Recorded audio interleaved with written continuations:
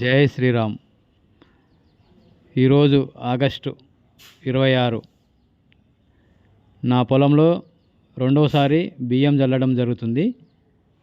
మొదటిసారి నాటు వేసిన రెండవ రోజు ఎకరానికి 100 కేజీల చొప్పున నూకలు బియ్యము చల్లాను. రెండిట్లో ఏది అందుబాటులో ఉంటే అది చల్లడం మంచిది. అయితే ఈరోజు రెండవసారి నాటేసి 16 రోజుల తర్వాత రెండోసారి బియ్యం చల్లుతున్నాను.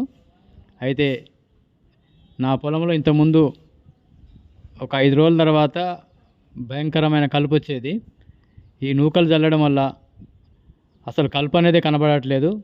98% నాకు రిజల్ట్ ఉంది. ఈ సివిఆర్ గారు పద్ధతిలో చింతల వెంకరెడ్డి గారు మరో అద్భుతం అన్నమాట. ఇది ఆవిష్కరణ.